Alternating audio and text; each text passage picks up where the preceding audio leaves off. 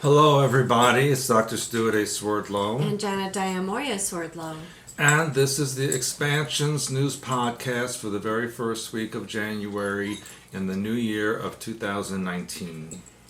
And we wish you all again very happy new year. And I have this feeling that 2019 is going to be a very interesting and even successful year for a lot of people. And so I will begin. You have anything to say before I go on? I just wanted to tell people that, we have new puppies. Well, they're not quite puppies. Well, they are puppies, but they're wolf puppies. Well, they're not really wolf puppies. They're But from Siberia that we imported a couple of months ago. And they are they're polar wolves. And so you may hear some noise around. last time people said they were crying while we had to close the door while we filmed. This time we were letting them run around us, so you can hear their little tags jingling. Yeah, so it's okay. Maybe once or twice they'll pop their heads up and say hello. We'll see how that goes. Anyway, back to North America. And, there's been a lot of conversation between President Trump and the new President Obrador of Mexico, and in an effort to reduce the migration to the United States and attract investment to Mexico, Mexican President Andrés Manuel López Obrador has proposed the creation, and I mentioned this last week, of an economic free zone along the U.S.-Mexican border. Now, they're calling it the Tax Incentive Decree for the northern border region of Mexico. And they said it would stretch from the Gulf of Mexico to the Pacific coast and be more than 15 miles wide. And inside the zone, income tax would be reduced by a third, and value-added taxes on imported goods would be slashed in half, and the minimum wage would increase 100%. Which, in Mexico, so it goes from 2 pesos to 4 pesos. But the fuel prices would equal U.S. prices. Now, it's going to be the biggest free zone in the world, according to the Mexican president. But already, before it's even begun, there's criticism, as always when you have a new idea.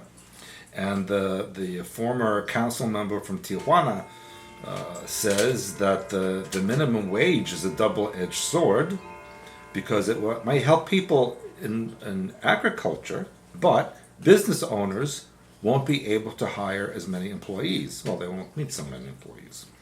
And the plan will not be in effect for at least another year. So there's time to work out all of the bugs, as they say. And I think that despite the criticism already, before it even begins, I think it's a great idea and will encourage people to stay in Mexico. Let's see. What do you think, Jasmina? This is Jasmina. The name is, and translated to English, is Princess. Jasmine, Princess of the Caucasus. Yes? Yes, say hi to everybody in the world. Say hi, Jasmina. Hi. See?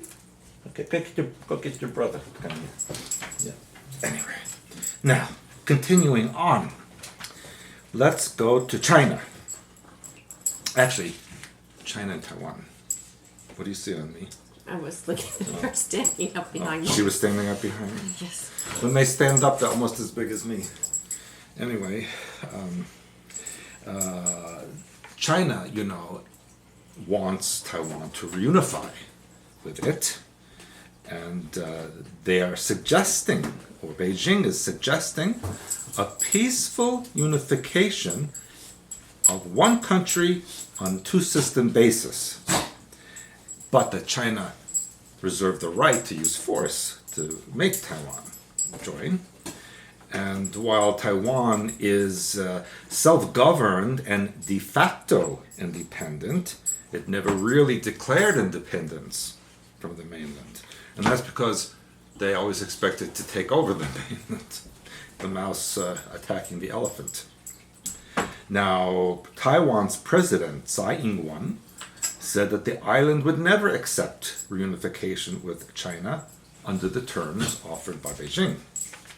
She said, I want to reiterate that Taiwan will never accept one country, two systems. The vast majority of Taiwanese public opinion also resolutely opposes one country, two systems. Now, this is actually what they have in Hong Kong, one country, two systems, so that Hong Kong has its own legal system, it has its own currency, its own economic system, and so on, even though it's technically part of the People's Republic of China. And of course, Ms. Tsai said China must use peaceful methods to resolve the differences. But China, even though it is a rising military superpower, would not send an invading army across the waters of the Taiwan Strait because they may not be successful in doing that, number one, and nobody really wants a war. It would end poorly for everybody. And yet, despite all the warmongering by China, they also were conciliatory in wanting to strengthen trade links with Taiwan. And so, according to some experts, the warfare is likely to be of a cyber kind, a computer warfare rather than physical. Now, Taiwan has been self-governed since 1949, but I'm going to make a little bit of a political comment here, as you know, as I've done all the time with other countries. And you know, I have been to Taiwan, and I was invited to Taiwan, what year was that, 2014, something like this, by a diplomat who I knew. And while I was there, I learned that Taiwan's original leader, Chiang Kai-shek, and his cohorts, when they were exiled or fled to Taiwan, that they stole money from China, mainland, and many artifacts, historical artifacts from China. And the Taiwanese government has been very cruel to the native people of Taiwan. People don't realize that Taiwan had a native indigenous population like the Polynesian Islands would have, and they've treated them very poorly. And we also have to understand that before this happened, Japan owned and occupied Taiwan, and it was the Japanese who actually installed the infrastructure. So it's a very complicated situation. But I guess the bottom line is there really is no such thing as a Taiwanese people.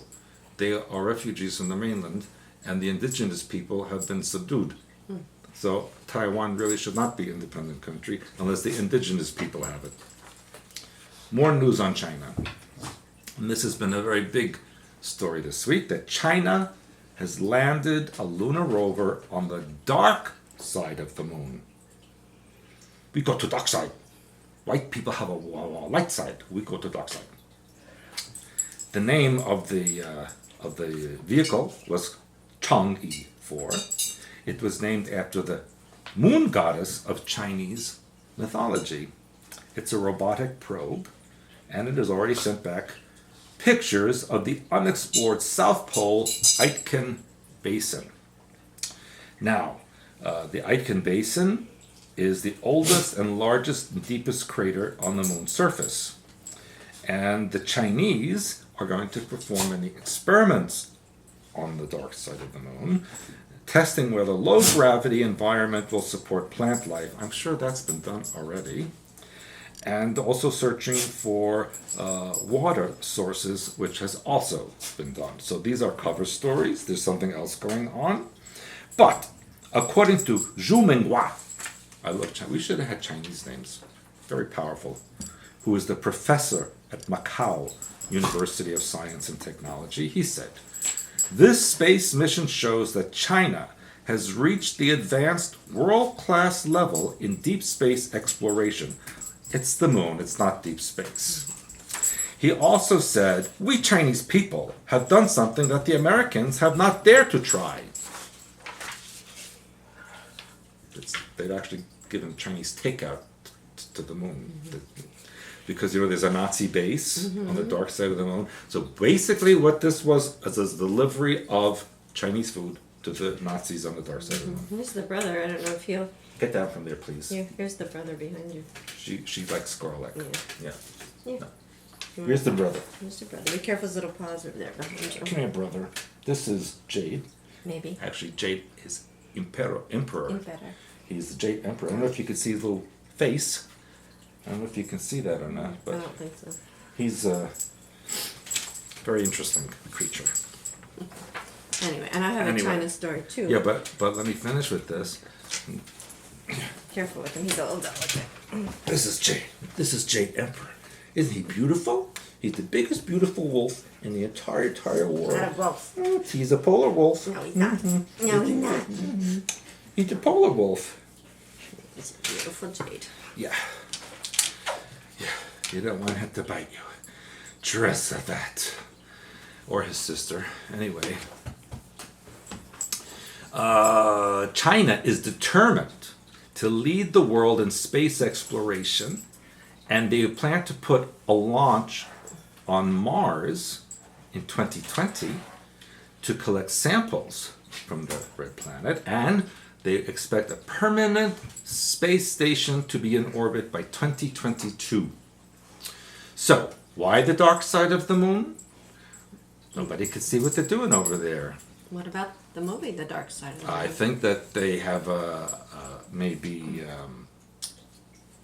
some kind of an agreement with the Fourth Reich over there, and they are doing something maybe not so good. Maybe. Anyway, I have a China story. you want to say your China story? I do, because it's kind of can tie in with yours. Maybe. Did you know that the U.S. government is warning Americans that if they visit China, they may not be able to return? Why? They said that the U.S. State Department has issued a level 2 travel advisory urging Americans to exercise increased caution when traveling there, because they said that China may arbitrarily enforce local laws and detain U.S. citizens without cause using exit bans.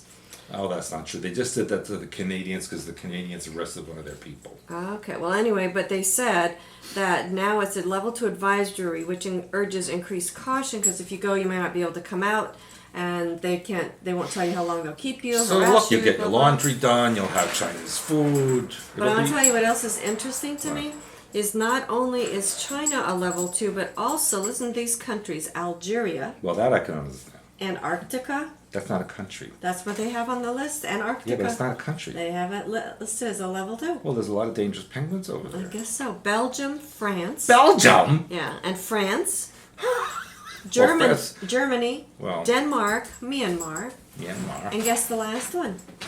United Kingdom. Well, who wants to go there? But a travel to advisory to the that should United tell you Kingdom? about the logic on that, all that stuff. Anyway, I thought that was kind of an interesting Yes. story. Now, did you know that the Clintons have a foundation, right? Well, they all have Clinton foundations. Foundation. But did you know they have 47 foundations? No. Who needs 47 foundations? I'd like to have 47 foundations. If you click on the link on this podcast, you'll see the list. 47. They're in Tanzania, Kenya, all weird places and doing weird things. Probably abducting children for sale. 47 is a lot. Yes, and most people don't know that they are not only foundations but funding corporations, LLCs, and shell companies, means they're really not real, with non-existing addresses. Really? Mm-hmm. Wow. Yes. And there's an ongoing investigation by the FBI into the Clinton Foundation in at least 4 states. And on page 294 of the IG report, it states, Hillary Clinton and Foundation, crime against children. Yes, 2019 will be very interesting. She's going to need a flight to the dark side of the moon by some Chinese rocket. Yeah, without a mask. Anyway, we are going to see indictments and trials involving the Clintons and their supporters this year. Wow. And not too far away. Wow. Now, let's go to Europe. And I have family in Sweden. And my family, I've actually for hundreds of years. And according to a leaked report, there are 61 dangerous areas in Sweden that are suffering from extreme crime, unemployment, and distrust of the authorities. And there are about 5,000 criminals spread over 200 criminal networks in these areas. Sweden was such a nice country. Well, you'll see. It says, and the Sweden's National Police Commissioner, Dan Eliasson, spoke on national television and said, help us, help us. He said, Swedish police force no longer can uphold the law and therefore must ask all good powers in the country to support them. My goodness. And a research expert said, I'm afraid it's the end for the well-organized, decent, egalitarian Sweden we have known up to now. Horrible.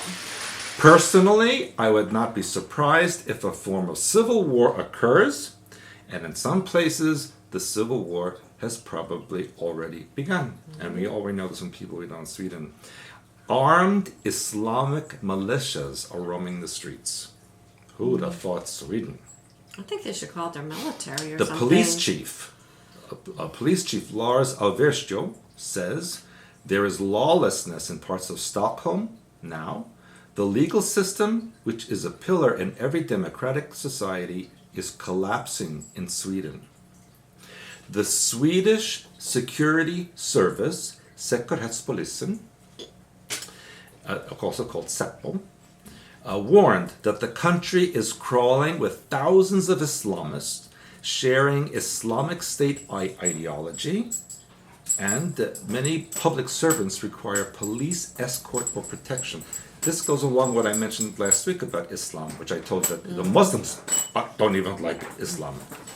And according to a report on their news, 80% of the country's law enforcement officers are considering quitting their jobs because the police force is completely demoralized and there's no money to fix it. So imagine Sweden without a police force, or any country without a police force. Well, then, Very, then very they're bad. going to have to call their military in. You know, the mistake was made a long time ago. They need to expel the Muslims from all the European countries. I'm very sorry, and maybe I'm a racist or prejudiced, but they're very bad people. Well, there's a lot of bad people amongst them. And I told you their religion is created by the Vatican. It's a fake religion. Believe me or not, look it up. It is a fake religion created by Vatican. Anyway, the global warming lies. And I repeat the story, it's been around for a while, but I like this headline. It says, lies do not become facts just because the New York Times repeats them. I like that very much.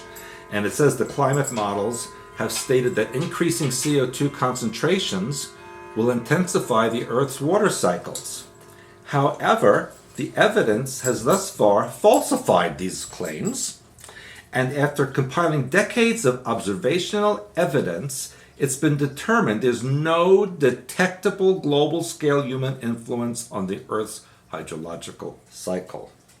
And even though these alarmists claim the Earth's temperature has gone up 1 degree centigrade, this temperature change is neither dangerous or even concerning, because it goes back down. Now, in light of all this, just 2 days ago, snow covered parts of Texas, and Texas experienced their lowest overnight temperatures in 5 years. Gee, that sounds like warming to me. Yeah? And snow has fallen on the Grand Canyon in Arizona, covering the cactuses and the deserts. And in Arizona, it's the first time we've seen snow in the desert ever. Really? Ever. Wow. And in Albuquerque, New Mexico, there was heavy snowfall, icy roads, and all schools and government agencies were closed. What? She's eating something. He's good. Oh no. What has he got? Ah! One of my implants fell out, and the dog got it. And Or an earring. Yeah, this is what the one that you used to put inside it. Yeah. Or you could make a new Please. necklace. Yeah. Anyway, guess what happened in Africa and Indonesia? 2 rivers turned blood red overnight in Malawi. If she wants to get on And the Indonesia. news, pick her up better. Come on. You want to read the news with me? Yeah, let's read it together. Okay? Now, it says, some say the blood red water is colored by red oxide from a nearby mine, and others argue that the water is dyed by blood. Nobody knows. Why don't they just test it? Well, that would make sense. And weirdly enough, just a couple of months ago, The same thing happened in central Java, where a river also turned blood red mysteriously. And just as a last bit of news, you know how Nancy Pelosi unbelievably was renamed the House Speaker again. Right. She's like 98 years old. No, she's actually 78. She's 78? Yes. Yeah, she's that old. She's old. She needs to go back to her coffin. But, you know, her first act as a Speaker of the House was forcing Americans to fund abortions, whereas she also called the House to order on behalf of the children, maybe the dead children that she wants to have killed. She's a pip. And That's so, not this year. Yeah. This year? Yes. And so I will be discussing this, actually, because it's significant that she did this, because part of my January class, I was discussing an ancient event that correlates to this current event regarding abortion and sacrifice of children. Interesting. Very interesting. So, All right. you go. My turn? All right. Well, I've got a little bit here. Not too much. But the one thing I was interested in your comment about the border wall. The government shut down. Trump wanting to have the Democrats fund the wall. House Speaker Nancy Pelosi, speaking of that, saying that they don't endorse the wall, and him saying the Democrats could solve the shutdown in a short period of time. Well, he's going to say he can keep the government closed for months or years. Yeah, but How will we know the difference? Right. But this is my point, is what's the point? Are they just distracting us while they're doing something else? Because we know they're not going to build a wall. It's not feasible. It's not possible, Right, really. so this is what's the point. And even somebody, he told off a CNN reporter because they said it, that she asked about the concrete wall, and he said it's never going to be a concrete wall, it's going to be a steel post wall. I mean, it just goes back and forth. Why are they doing this? I don't know. Because it's a finger. To who? The Democrats. Anyway, silly. And then, of course, speaking of all the things that are going on in America, did you hear about Representative Rashida Tlaib? Yes. Yes. She should be executed. She said that we're going to impeach the mother blah blah in an impassioned speech denouncing the president. And the president said, well, that she dishonored herself and her family. Yeah, and her so-called religion. Yeah. Because first of all, if she's really a Muslim, she shouldn't be running for office. It's against their religion. Women have no right to do such things. So right away, she's not really Muslim. Okay, well, because they're saying there's two Muslim women. Right, they're maybe fake. They're that's gonna fake. say they must be plants. Absolutely fake. Okay, well, that's good to know. And then I also wanted to mention about Alexandria Ocasio-Cortez. You watch your language. Wearing a white pantsuit She's to be another sworn into pip. Congress. She's the youngest woman in history, 29 years old. And the thing that's interesting about to me now is they're making such a big deal about color because, as you know, we teach color therapy and we teach you how to use colors correctly. And now they're talking a lot about colors. So Melania wore a white pantsuit. They talk about the white hats, the black hats. Now this gal's wearing a white pantsuit, and she said it was a symbol of the suffragette movement in 1908. Yeah, that's really pertinent now, 110 years later. I know, that's why I said it doesn't make sense, but I think it's interesting. They're drawing your attention to the meaning of color. And then, speaking of the meaning of color, we have newly elected Representative Jennifer Wexton, Democrat, Virginia, who hung a trans pride flag outside her office. Now, I didn't know there was a trans pride flag. I knew there was a pride flag, now we have a trans pride flag. And my issue with this is she's the aunt to a transgender child. So that's my issue. How can a child be transgender? Well, that's what they're doing. And so my feeling is, the transgender community is saying, oh, this is so wonderful. And there are a few true transgender people. And then it got me thinking, if we want to honor what's within everybody, then why don't we just honor whatever they want to be without adding hormones and lopping off parts? That's my thing. I mean, okay, if you want to be like part man, part woman, whatever, that's okay. But why do we have to give you hormone blockers, and why do we have to lop off parts or attach parts or whatever? Don't you agree? We just let them be what they are, right? As I'll mention, look at what's between your legs, and that's what you are. Yeah, but I'm just saying, it just doesn't make sense to me. So, and now because she's an aunt to a transgender. First I thought maybe she was trans, but she's not. So I thought that was interesting. And then, speaking of January and things starting off with a bang, we have 3 deaths of 3 men whose birth or death ages all equal 13. Yeah, I saw that. So we have Captain Daryl Dragon, Captain and Tennille died at the age of 76 on January 2nd. We have Blake Nordstrom, the company co-president of Nordstrom, who unexpectedly died at 58 on January 2nd. He was diagnosed with lymphoma, and they expected him to make a recovery and have treatments and so on. Next thing you know, he's dead. And then we have Gene Okerlund, who died at the age of 76 after suffering a fall in his home, they said.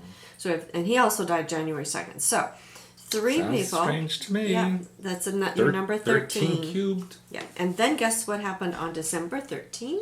Wow. On December 13, the village of Hempstead on Long Island, New York, I used to know that place. invited children of all ages to turn in their toy guns and water pistols in an effort to teach kids to say no to guns. And they want to make this an annual tradition to teach children that guns are not meant for playing. Listen to me, that's a very bad area, and they will collect enough guns to fight the next World War. Well, these are toy guns they want. Even Nerf guns they want turned in. No guns. Mm-hmm. And what Good they're luck. Yeah, what they're saying is that toy guns can be mistaken for real guns, especially when played with outside at night. Well, of course, we know we shouldn't have our children playing outside at night, right? Right? Right. So anyway, change the little kids and print the Watch little your children kids. instead of letting them all on the street. Right. So I just thought that was kind of an interesting story. So that's kind of what I have for today. All right, well, that's good enough. So, classes next week. If you snooze, you lose. Bye. Bye.